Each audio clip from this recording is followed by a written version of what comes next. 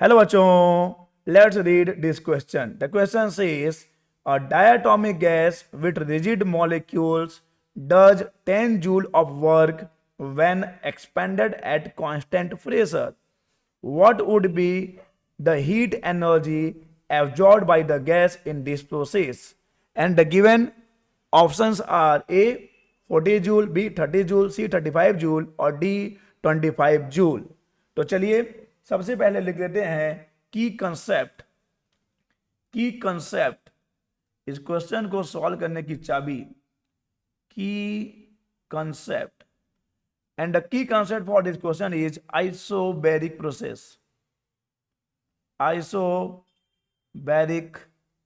Process. तो चलिए पहले जान लेते हैं कि क्या होता है isobaric process. Isobaric process is that thermodynamical process in which pressure remains constant, जिसमें प्रेशर कांस्टेंट रहता है. ओके. और अगर अब हम हीट की बात करें, कांस्टेंट प्रेशर पे जो हीट है उसका फॉर्मूला क्या हो जाएगा? जो कांस्टेंट प्रेशर के लिए जो हीट है उसका फॉर्मूला हो जाएगा NCP del T, where CP is specific heat at constant pressure. और कांस्टेंट प्रेशर यानी कि जो आइसोबैरिक प्रोसेस है उसके लिए वर्क डन क्या होता है? वर्क डन का फॉर्मूला हो जाता है P डेल्टा V. और अगर n मोल है तो आप n से इंटू करिए P डेल्टा V. और अगर हम लोग लगा देते हैं अपना ideal gas equation PV equal to RT, तो अब देखो प्रेशर तो कांस्टेंट है, वॉल्यूम चेंज होगा, R तो कांस्टेंट है, टेम्परेचर चेंज होगा. तो इसको आप ऐसा भी लिख सकते हो NR डेल टी. और यहां पर डायटोमिक गैस की बात हो रही है, डाया एटॉमिक गैस की बात कर रहे हैं. तो याद रखिए डायटोमिक गैस के लिए जो CV होता है, specific heat at constant volume जो होता है, वो होता है 5/2R. लेकिन अपने को चाहिए CP, तो कोई दिक्कत नहीं है. CP minus CV equal to R भी तो होता है. CP minus CV equal to R हो जाएगा. और ये भी एडिशनल है कि भाई CP बाई CV गामा होता है. तो अब हमको जो जरूरत पड़ेगी हम काम में ले आएंगे. तो चलिए अब आते हैं अपने क्वेश्चन पर.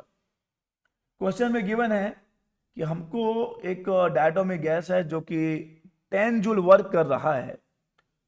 What would be the heat energy absorbed. तो हमको हीट निकालना है.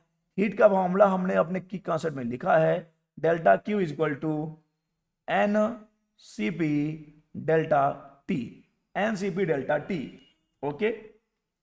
और वर्क डन का फॉर्मूला भी लिखा है हमने, del W equal to NP delta V.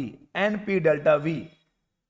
अब देखिए यहां पर P डेल्टा V को अगर हम इस फॉर्म में लिख दें, जैसा कि हमने अपने की कॉन्सेप्ट में लिखा भी है, ये देख लिया. अगर इस फॉर्म में लिखते हैं तो ये हो जाएगा NR delta T. NR delta T. और इसकी वैल्यू नोन है, क्वेश्चन में गिवन है 10 जूल.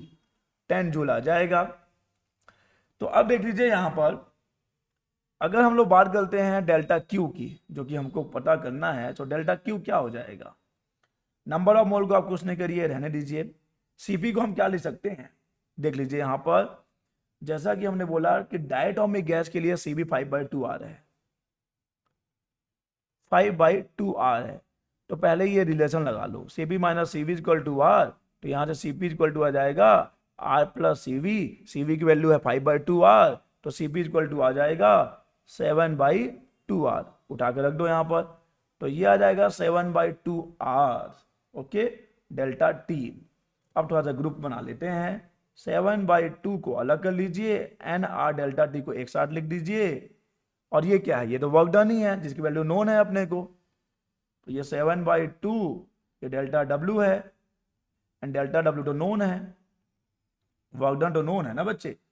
तो 7/2 इंटू कितना, इंटू 10.